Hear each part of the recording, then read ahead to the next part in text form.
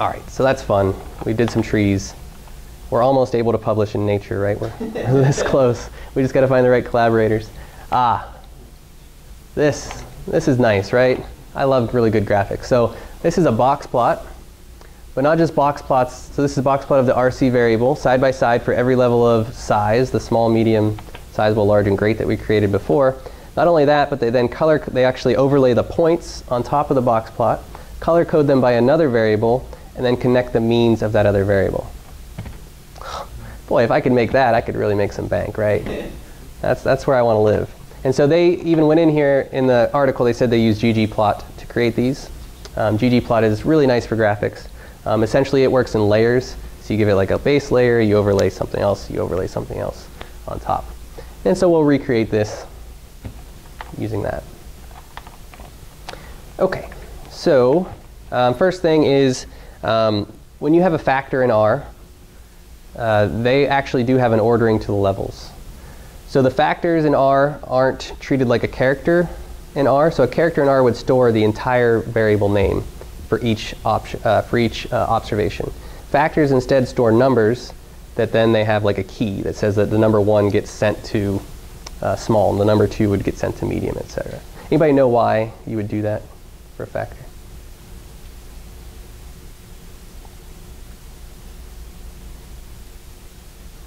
Intuition on that? Why do I number my factors instead of storing the whole string? It's probably data storage, right? Instead of storing that entire string over my entire data set, I could store the number 1, 2, 3, 4, and 5, whatever levels I have, and then just reference the string. So I'm storing less information. So it's probably just for memory usage, I would guess. OK, so first thing is reordering these levels. So when I first did this, they didn't show up in the same order here. They actually showed up in alphabetical order, because by default, that's how R is going to order your factor levels. So these are factor levels down here. And so instead, I wanted to go small, medium, sizable, large, great, because that's the ordering of the categories. So you can use this function called ordered. And essentially, you just give it the variable that you're looking at, and then just tell it the levels, the order of the levels you want. And so it's just going to reorder them appropriately over here. Okay, so that's the first thing I did, make these levels the correct ordering. And then here they had these 4 categories of the map variable as well. So I thought, well, we've got to make that variable. So I did the same if-else kind of statement here. So a vectorized function, I've added it to the data frame. And then I also ordered those levels so that they would show up in the same order as it is on the plot. OK, so then next I'm just going to step through the creation of the plot. So again, this works in layers. So we're going to work with a base layer, overlay, overlay, overlay, overlay. So we're starting with a ggplot object. And so for this, you give it the data set you want to look at, which has to be a data frame. And then you give it an aesthetic. So the aesthetic sets a lot of different things, but the main things that you usually want to set there are your x and y variables for your plotting.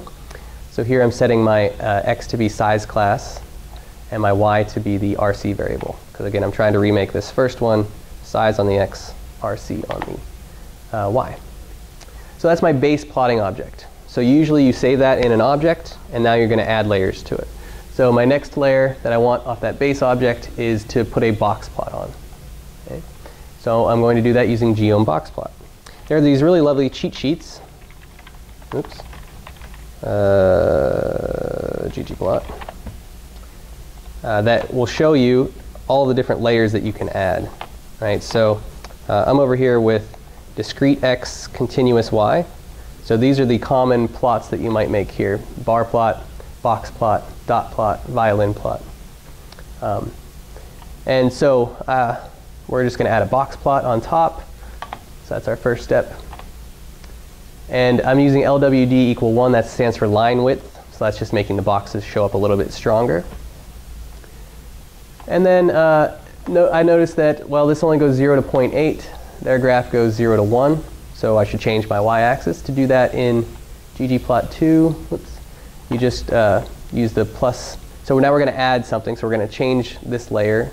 The coordinate for the Cartesians, we're going to do y limit c0, 1. So start at 0, go up to 1.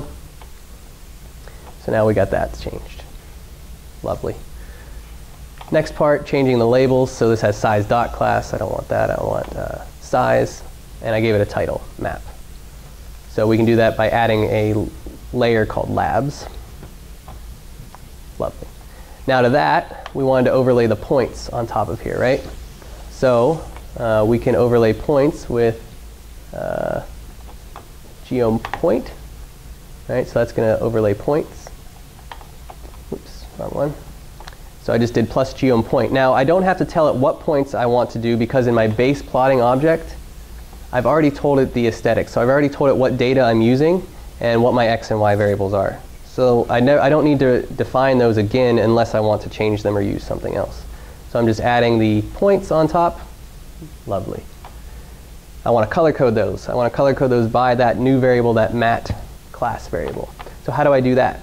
Well, that goes into the aesthetic. So if you want to change the color of all your points, that does not need to go in aesthetic. But if you want to change the color by another variable, that needs to go into an aesthetic. So here I'm going to say the color of my points I want to define by the mat.class.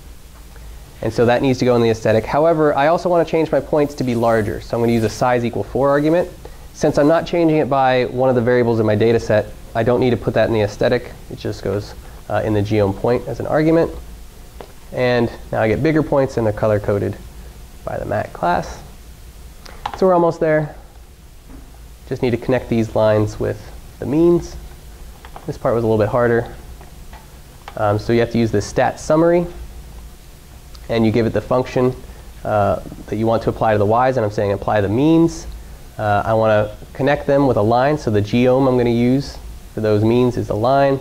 I want to use a width of 2 for that.